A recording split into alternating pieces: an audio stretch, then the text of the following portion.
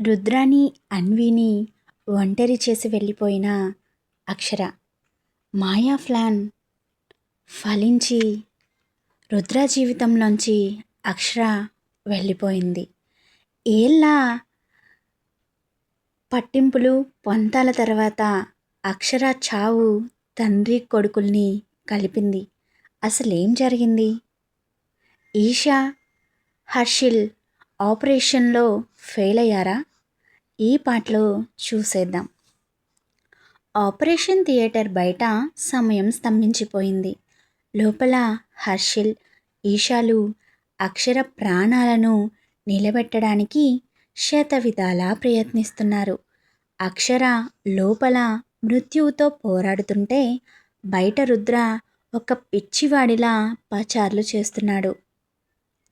అన్విని ఎత్తుకుని, అమ్మకి ఏమైంది నాన్న అని అన్వి ఏడుస్తూ అమాయకంగా అడుగుతుంటే ఏం చెప్పాలో తెలియని అర్థం కాని స్థితిలో అమ్మకి అబ్బు వచ్చింది నాన్న, తగ్గిపోతుంది, మళ్ళీ అమ్మ నవ్వుతూ వచ్చేస్తుంది అని అన్వికి సర్ది చెప్పినా రుద్ర గుండె అక్షరకి ఏమవుతుందో అన్న భయంతో కొట్టుకుంటోంది. తన డబ్బు, తన పవర్, తన కోపం ఏవి ఇప్పుడు పనికి రావడం లేదు. అన్వి రుద్ర ఒడిలో తలపెట్టుకుని ఏడ్చి ఏడ్చి నిద్రపోయింది. ఆ చిన్నారి ముఖం చూస్తుంటే రుద్ర గుండె తరుక్కుపోతోంది. లోపల ఈషాకి అసిస్ట్ చేస్తున్న హర్షిల్ చేతులు వణుకుతున్నాయి. ఎన్నో ఏళ్ల తర్వాత తను ఆపరేషన్ థియేటర్లో అడుగుపెట్టాడు. అది కూడా తన ప్రాణ స్నేహితుడి ప్రాణాన్ని కాపాడడానికి.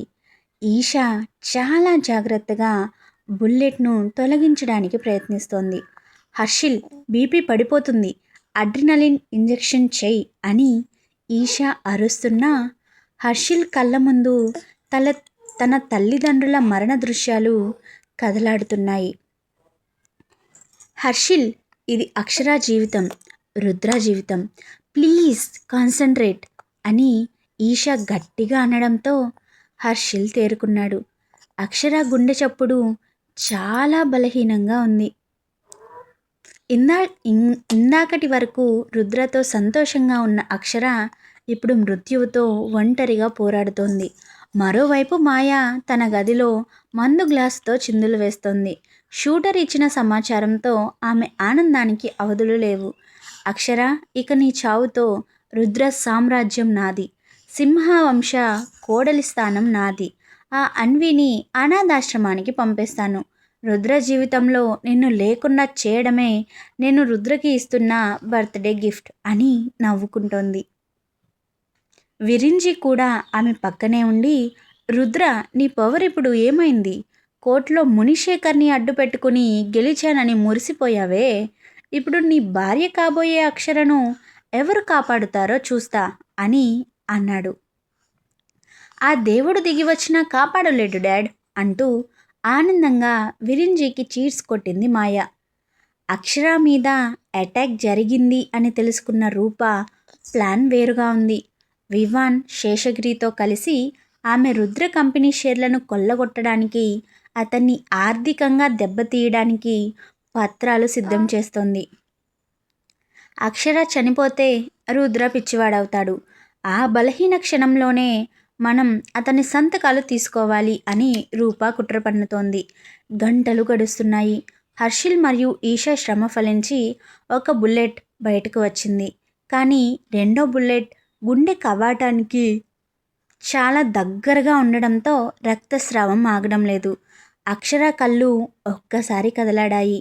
తన స్పృహలో రుద్ర అన్విని ఎత్తుకుని నవ్వుతున్న దృశ్యం కనిపించింది. రుద్ర గారు అని ఆమె పెదవులు చిన్నగా పలికాయి. హర్షిల్ కళ్ళలో నీళ్లు తిరుగుతున్నాయి. ఈషా, బ్లడ్ ఆగడం లేదు, she is losing too much blood అని అరిచాడు. ఈషా గట్టిగా ప్రయత్నిస్తోంది కానీ అక్షర శరీరం సహకరించడం లేదు. మానిటర్ మీద హార్ట్ రేట్ గ్రాఫ్ క్రమంగా పడిపోతోంది. ఆ బీప్ బీప్ శబ్దం నెమ్మదిగా ఒకే సుదీర్ఘమైన శబ్దంగా మారిపోయింది. లేదు అక్షర, కళ్ళు తెరువు అక్షర అని హర్షిల్ ఆమె గుండె మీద ఒత్తిడి చేయడానికి రెడీ అవుతూ రుద్ర కోసం, అన్వి కోసం కళ్ళు తెరువు అక్షర అని అరుస్తున్నాడు. కానీ విధిరాత మరోలా ఉంది. అక్షర ప్రాణం అనంతవాయువుల్లో కలిసిపోయింది. హర్షిల్ చేతులు కిందకి జారిపోయాయి. సిపిఆర్ కింద పడిపోయింది. ఈషా మోకాళ్ళ మీద కూర్చొని ఏడ్చేస్తోంది. అక్షర ఇక లేదు అంటూ. బయట ఉన్న రుద్ర హర్షిల్, ఈషా బయటికి ఎప్పుడు వస్తారా అని ఆతృతగా ఎదురు చూస్తున్నాడు. అతని గుండెలో ఏదో భారంగా ఉంది. హర్షిల్ బయటకు రావడం చూసి రుద్ర పరుగున వెళ్ళాడు. హర్షిల్ కళ్ళలో కన్నీళ్ళు, ముఖంలో ఓటమి రుద్రకు సమాధానం చెప్పాయి. లేదు హర్షిల్, నువ్వు అబద్ధం చెబుతున్నావు. అక్షర నన్ను వదిలి వెళ్ళదు. మనం పెళ్లి చేసుకుందామని చెప్పింది కదా. 5 ఏళ్ల నిరీక్షణ తర్వాత దొరికిందిరా తను నాకు. ఇప్పుడిప్పుడే తను నాకు దగ్గరవుతోంది. అటువంటి టైంలో తను చనిపోయింది అంటే నేను నమ్మను. తను నన్ను వదిలి వెళ్ళదు అని రుద్ర లోపలికి పరిగెత్తాడు. అక్కడ తెల్లటి గుడ్డ కప్పబడి ఉన్న అక్షరను చూసి రుద్ర ప్రపంచం ఒక్కసారిగా కుప్పకూలిపోయింది. ఆమె చేతిని పట్టుకుని, అక్షర లే, అన్వి పిలుస్తోంది చూడు, మనం ఇప్పుడే పెళ్లి చేసుకుందాం. ఎవరికీ భయపడాల్సిన పని లేదు. ప్లీజ్ లే అక్షర అని అరుస్తున్న రుద్రని ఆపడం ఎవరి తరం కాలేదు. ఆపరేషన్ థియేటర్లో అక్షర విగతజీవిగా పడి ఉంది. డాక్టర్లు, నర్సులు అందరూ తల వంచుకుని బయటకు వెళ్ళిపోయారు. లోపల రుద్ర ఒక్కడే అక్షర పక్కన మిగిలాడు. ఆమె ముఖం నిశ్చలంగా, ప్రశాంతంగా ఉంది. కానీ రుద్ర మనసులో మాత్రం ఒక తుఫాను రగులుతోంది. అక్షర, అందరి ముందు పెళ్లి చేసుకుందామన్నావు కదా, ఇప్పుడు ఇలా మౌనంగా ఉంటే ఎలా? నీ రుద్ర నీ కోసం వచ్చాడు చూడు అంటూ రుద్ర తన జేబులో నుండి ఒక పసుపు తాడుని తీసి, 5 ఏళ్లుగా నీ కోసం నేను దాచుకున్న తాళి ఇది. నువ్వు నా ఒడిలో ప్రాణం వదిలావు. ఈ రుద్ర ప్రాణం నీలోనే ఉంది అక్షర. ఈ లోకం నిన్ను నా భార్యగా గుర్తించకపోవచ్చు, కానీ ఈ క్షణం నుండి నువ్వు శాశ్వతంగా నా దానివి. ఈ రుద్ర ఎప్పటికీ నీవాడే అని వణుకుతున్న చేతులతో కన్నీళ్ల మధ్య అక్షర మెడలో 3 ముళ్ళు వేశాడు. ఆ పసుపు తాడు ఆమె తెల్లటి చర్మంపై రక్తపు మరకల మధ్య మెరుస్తోంది. చనిపోయిన అక్షర నుదుటిపై ముద్దు పెట్టుకుని రుద్ర ఆమెను తన భార్యగా స్వీకరించిన ఆ దృశ్యం కాలానికే కంటతడి పెట్టించింది. అక్షర అంత్యక్రియల వేళ ఆ ప్రదేశమంతా శ్మశాన వైరాగ్యంతో నిండిపోయింది. ఆ సమయంలో అక్కడికి విదుర్, ఖుషి మరియు మీనాక్షి వచ్చారు. ఎన్నో ఏళ్ల దూరాల తర్వాత ఈ విషాదం వారిని ఒకచోటకు చేర్చింది. దూరం నుండి విదుర్ను చూడగానే చాముండి కళ్ళు చెమ్మగిల్లాయి. ఎన్నో మాటలు చెప్పాలని ఉన్నా ప్రస్తుత పరిస్థితుల్లో మౌనమే సమాధానమైంది.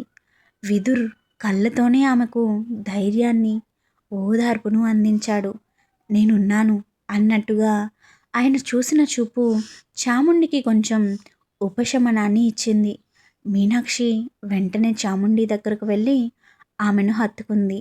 చాముండి, ధైర్యంగా ఉండు, రుద్రకి ఇప్పుడు నీ తోడు చాలా అవసరం అంటూ మీనాక్షి ఆమెను కన్సోల్ చేసింది. మరోవైపు రుద్ర ఒక శిలలా అక్షర మృతదేహం వైపు చూస్తూ నిలబడ్డాడు.